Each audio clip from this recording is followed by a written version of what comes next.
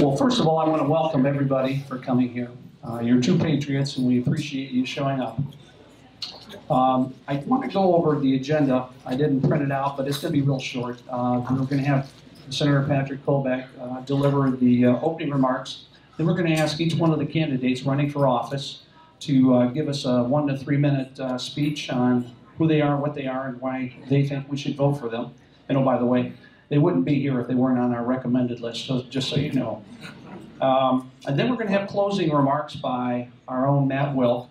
And then we're going to adjourn. But after adjournment, we're going to have probably a 20 or 30 minute period where we are basically asking you to interact with the elected officials or elected officials to get to know them. And we want them to know you and you to know them. And remember that they work for us. Okay? That's right. Announcements. We have a couple of individuals. Would you stand up? Dennis Malash and Richard Steckmeyer. They're friends of ours from the Monroe County area.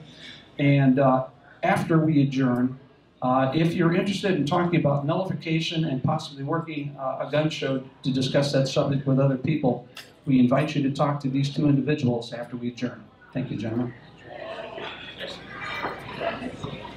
Before I get to opening remarks with Senator Colbeck, I wanted to share a couple thoughts that I had. And I'll begin it this way. Last century, an American author, Robert Fulghum, was quoted as saying, "Music is much too important to be left entirely in the hands of professionals." I see a somewhat analogous corollary in Abraham Lincoln's summary of our form of government when he coined the phrase, "government of the people, by the people, for the people." Lincoln and our founding fathers were saying that self-governance was far too important to be left entirely in the hands of professional politicians. We are witnessing a revolution in the Republican Party. I'm sure that many of us are feeling distraught and worried over this rambunctious political landscape. I want to take this opportunity to say, do not fear, do not be afraid.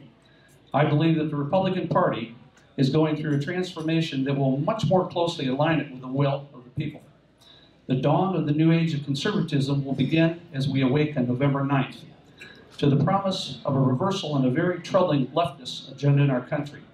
The very fact that you are here and paying close attention is a testament to your patriotism as you continue to play your role in bringing our country back to a government of the people, by the people, for the people.